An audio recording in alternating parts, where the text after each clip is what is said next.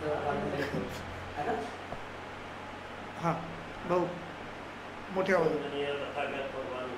मोठ्या आवाज रयतेचे राजे छत्रपती शिवाजी महाराज, क्रांतिबा ज्योतिबा फुले, राजश्री शाहू महाराज, आपल्या सगळ्यांचे उद्धार करते विश्वभूषण परमपूज्य डॉक्टर बाबासाहेब आंबेडकर, माता रमाई, माता तुळजाभवानी, माता सावित्रीबाई या सर्व आदर्शांना वंदन करतो.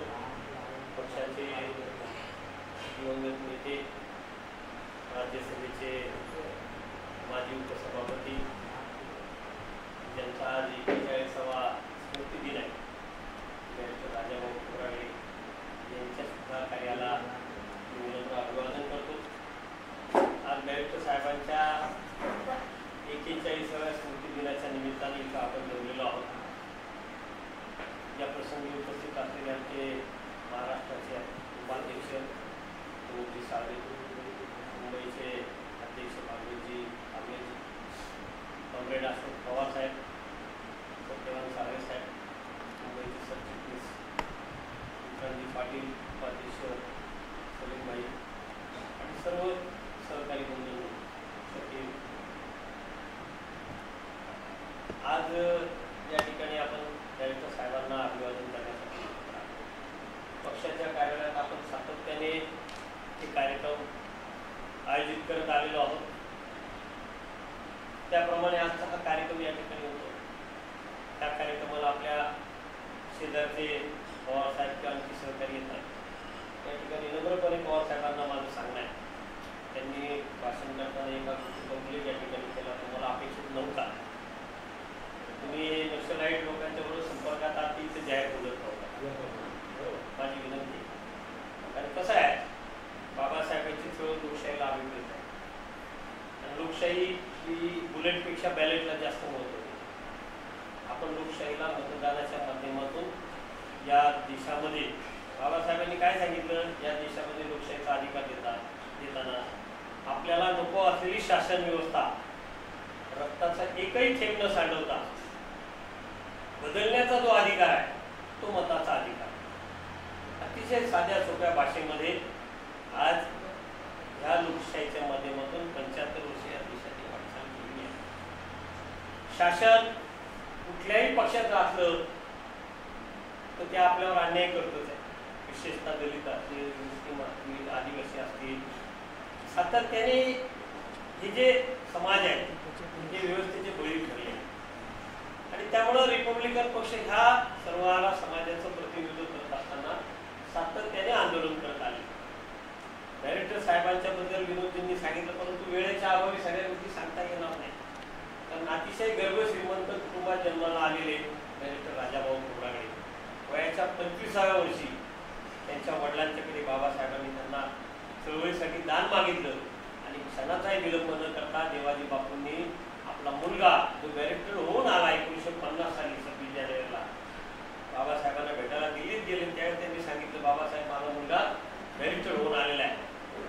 खरं तर बाबासाहेबांनी ज्या मुलांना बॅरिस्टर होण्यासाठी शासकीय खर्चाने पाठवलं त्यामध्ये त्यांचं सुद्धा नाव होतं. परंतु बाबासाहेबांनी त्यांच्या वडिलांना विनंती केली की तुमच्या खर्चाने तुमच्याकडे व्यवस्था आहे, तुम्ही तुमच्या खर्चाने तुमच्या मुलाला पाठवा, त्या समाजाचा एक मुलगा आणखी नाही. आणि जी मंडळी शासकीय खर्चाने गेली त्या एकाचंही नाव कोणाला आठवत नाही समाजामध्ये. आणि त्या पार्श्वभूमीवर बॅरिस्टर साहेब स्वतःच्या वडिलांनी केलेल्या खर्चातून लंडनला जाऊन शिकले, बॅरिस्टर झाले आणि बाबासाहेबांना भेटायला ज्या दिल्लीला गेले त्या बाबासाहेबांनी त्यांना सांगितलं वडिलांना की तुमचा मुलगा दत्तक द्या. क्षणाचाही विलंब न करता देवाजी बापूने आपला मुलगा चळवळीला लावला. 1950 सालची गोष्ट, 34 वर्ष 84 पर्यंत बॅरिस्टर साहेब बाबासाहेबांनी दिलेल्या विश्वासाला, त्यांचा जो विश्वास टाकला त्या विश्वासाला कुठेही तडा जाऊ न देता त्यांनी रिपब्लिकन पक्षाचं काम केलं. रिपब्लिकन पक्षाचं काम करत असताना त्या काळातल्या सत्ताधारी पक्षाला एक वचक बसावा असं विरोधी पक्षाचं अस्तित्व रिपब्लिकन पक्षाचं होतं. देशातल्या वेगवेगळ्या राज्यांमध्ये हा पक्ष होता आणि लोकप्रतिनिधी निवडून येत होते. महाराष्ट्रात येत होते, मध्य प्रदेशात येत होते, कर्नाटकात येत होते, आंध्रात येत होते, तामिळनाडूत येत होते, उत्तर प्रदेश, पंजाब, वेगवेगळ्या राज्यांमध्ये आणि वेगवेगळ्या राज्यांमध्ये पक्षाचे कार्यकर्त्यांची फळी होती. ही ताकद डायरेक्टर राजाभाऊ कोराटेंनी निर्माण केली, उभी केली, सांभाळली आणि शेवटपर्यंत टिकवली. आणि ह्या ताकदीला त्यांनी कोणाशी बांधून नाही दिलं. डायरेक्टर साहेबांना त्यास आणीबाणी आली आणि आणीबाणीच्या काळात डायरेक्टर साहेब विरोधी पक्षाच्या सोबत होते आणि डायरेक्टर साहेबांचा पक्ष आपल्यासोबत असावा म्हणून इंदिरा गांधींनी डायरेक्टर साहेबांना मध्यरात्री 3 वाजताच्या दरम्यान संकल्पना त्यांच्या घरी फोन करून सांगितलं की डायरेक्टर साहब आप हमारे साथ में रहो, आपको मिलने के लिए मैं बैरिस्टर अंकुल और बैरिस्टर वसंतराव साठे जी को भेजती हूँ. 2 बैरिस्टर साहेबांना भेटायला आले. थोडी चेक घेऊन राष्ट्रपती पदाची ऑफर दिली. थोडी चेक दिली. डायरेक्टर साहेबांनी सांगितलं माझ्या आयुष्यात मी प्रचंड पैसा पाहिजे. मी राज्यसभेचा उपसभापती म्हणजे उपराष्ट्रपतीचा पाठोपाठचा दर्जा आहे. म्हणजे खूप मोठा फरक नाहीये. म्हणजे सत्ता, प्रतिष्ठा, संपत्ती काय आहे सगळं मी पाहिलेलं. जर तुम्हाला खरोखरच आमचा पाठिंबा रिपब्लिकन पक्षाचा हवा असेल, बाबासाहेबांनी जे धर्मांतर केलं तेव्हापासून आमच्या लोकांसमोर जो प्रश्न आहे आमचा बौद्धांच्या सवलतीचा तो सुटलेला नाही. मॅडमला सांगा इंदिराजींना तुम्ही जाहीर करा. साहेब विरोधी पक्षासोबत राहिले, 2 खासदार निवडून आले, आमदार निवडून येत होते, पण डायरेक्टर साहेब कुठे विकले गेले. आज आपण चळवळीमध्ये जी लोक पाहतो पटकन काहीतरी आमिषाला बळी पडतात. आज रिपब्लिकन पक्षाचे एवढे गट झाले. एक पत्र काढायचं, पाठिंब्याचं पत्र द्यायचं, समोरच्या नेत्याला फोटो काढायचा, पेपरमध्ये जाहीर करायचं आमचा पाठिंबा. 50 पेक्षा जास्त पक्ष झालेत ना. रिपब्लिकन आयडेंटिटी संपुष्टात आणली. काँग्रेसवाल्यांनी तेच केलं, शिवसेना बीजेपीने तेच केलं. आज परिस्थिती अशी आहे की रिपब्लिकन पक्ष नावाला राहिला. पुन्हा एकदा रिपब्लिकन पक्षाचं जर अस्तित्व ब्रँड निर्माण करायचं असेल तर आपल्याला काम करावं. आणि म्हणून आपल्या पक्षाचे दिवंगत नेते आदरणीय उपेंद्रजी शिंदे साहेब यांच्या उपस्थितीत मागच्या विधानसभेच्या वेळी चर्चा झाली नागपूरच्या बैठकीमध्ये आणि हे ठरलं तर रिपब्लिकन ब्रँड संपवण्याचं काम सगळे प्रस्थापित करतायत. सत्ताधारी, विरोधक सगळे मिळून. त्यांना काय पाहिजे? तुमचा पाठिंबा पाहिजे. बदल्यात 2-4-5 लाख रुपये देतात आणि तुम्हाला बरोबर राबवतात. ती भूमिका आपण घ्यायची नाही. हे काम आम्ही आतापर्यंत करत आहोत आणि तीच भूमिका घेऊन शेवटच्या क्षणी विधानसभेला आपण आठवलं. अगदी शेवटचे 2 दिवस शिल्लक असतात. ही भूमिका घेण्यामागचं कारण असं आहे की रिपब्लिकन नावच निवडणुकीच्या रिंगणातून बाहेर गेलेलं आहे. ते पुन्हा निवडणुकीच्या रिंगणात आणायचं आहे, ते इस्टॅब्लिश करायचं आहे. आणि बाबासाहेबांचं स्वप्न होतं की रिपब्लिकन पक्ष हा प्रबळ विरोधी पक्षाच्या सारखा उभा राहिला. आज राज्यात विरोधी पक्षाची अवस्था काय आपण पाहतो, केंद्रातली विरोधी पक्षाची अवस्था आपण पाहतो. यापूर्वी ज्यांना पुरोगामी म्हणायचो आपण त्या शरद पवारांना सुद्धा दगडूशेठ हलवायच्या समोर जाऊन हात धुवायची वेळ आली. आता त्यांनी सांगितलं की मी नॉनव्हेज खाल्लं म्हणून बाहेरून हात धुतो. अजितदादाला आरती करावं लागते. हे सगळे आज भाजपच्या त्या सगळ्या षडयंत्रामध्ये बळी गेले. सगळेजण एका विशिष्ट याच्यामध्ये अडकले आणि जो हिंदू म्हणणार नाही तो आमचा नाही. आम्ही या देशातले नाही आहोत का? भारतीय जनता पक्षाने अशी पॉलिसी या देशात निर्माण केलेली आहे. एक अशी विचारसरणी या देशात अशी विकसित केली आहे की हिंदू शिवाय दुसरे कोण नाही. अरे पण या देशात आम्ही जन्माला आलो. या देशाच्या प्रत्येक गोष्टीत आमचं योगदान आहे. बाबासाहेब आंबेडकरांनी या देशाला जी घटना दिली कुठल्या एका जातीला नाही दिली. की या देशातल्या प्रत्येक नागरिकाला त्याचा तो अधिकार दिलेला आहे.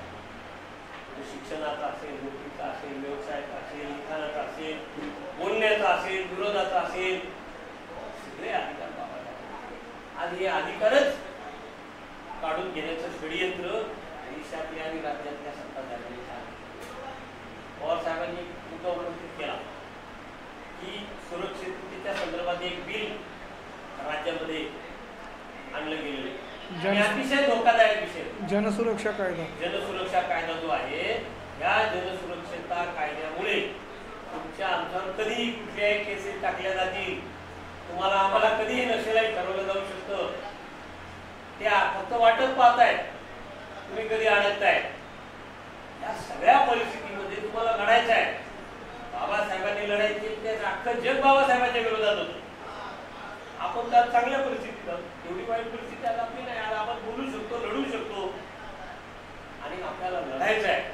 आणि ही लढाई लोकशाहीच्या माध्यमातून करायची. आपल्याला निश्चित त्याच्यावर आंदोलन करायचं आहे. येत्या काळामध्ये लवकरच केंद्रीय कार्यकारिणीची बैठक आयोजित केली जाणार आहे.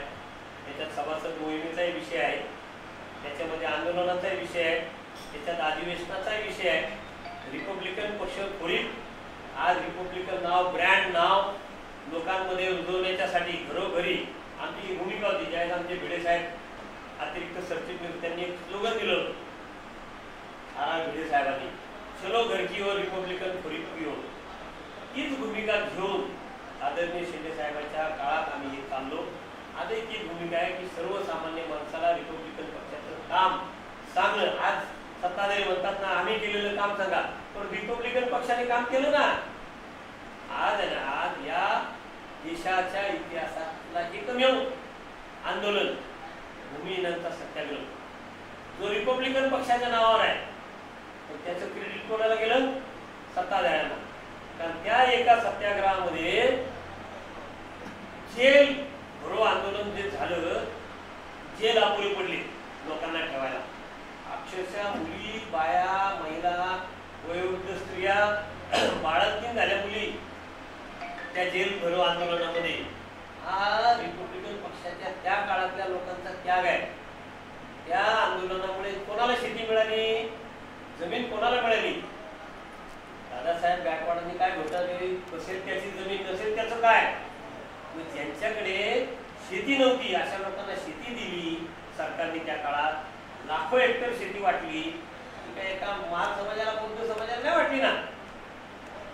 SC, ST, OBC, BJP सगळ्यांना वाटली ना. मग ते कधी म्हणतात का? यांच्यातून आपण सांगण्यात कमी की हे तुम्हाला जे मिळालं हे रिपब्लिकन पक्षामुळे मिळालं. बँकांचं राष्ट्रीयकरण गायच्या साहेबांच्यामुळे रिपब्लिकन पक्षामुळे मिळालं. आपण सांगतो का? अरे इंदिरा गांधीमुळे झालं म्हणून सांगतात सगळे. इंदिरा गांधी पंतप्रधान होत्या, परंतु त्यांना ते करायला बाध्य केलं बॅरिस्टर राजाभाऊ खोब्रागडे. त्यावेळेस ते राज्यसभेचे उपसभापती. ही रिपब्लिकन पक्षाची मागणी होती. आणि 59 साली जे IS केडरमध्ये रिझर्वेशन सुरू झालं SC ST ला, ते सुद्धा रिपब्लिकन पक्षामुळे सुरू झालं. रिपब्लिकन पक्षाने खूप कामं केली, परंतु रिपब्लिकन पक्षाला श्रेय द्यायचं नाही. हे तत्कालीन त्या काळातल्या सत्ताधाऱ्यांचं धोरण आजचे सत्ताधारी तेच राबवत आहेत. आम्ही आंदोलन करत राहतो, योगदान आम्हाला दिलं जात नाही, परंतु लढताना या गोष्टीचा विचार करायचा नाही. लोकांना न्याय मिळवून द्यायचा आहे. रिपब्लिकन पक्ष पुन्हा बळकट झाला पाहिजे याच्यासाठी आपल्याला काम करायचं आहे. आणि ते जर आपण करू शकलो तर ती खऱ्या अर्थाने बॅरिस्टर राजाभाऊ खोब्रागडे यांना खऱ्या अर्थाने आदरांजली ठरेल. वेळेचं विचार करून मी जास्त न लांबवता पुन्हा एकदा बॅरिस्टर साहेबांना विनम्र भावे अभिवादन करतो आणि आपल्या सगळ्यांना धन्यवाद देऊन मी याच ठिकाणी थांबतो. जय भीम, जय भारत.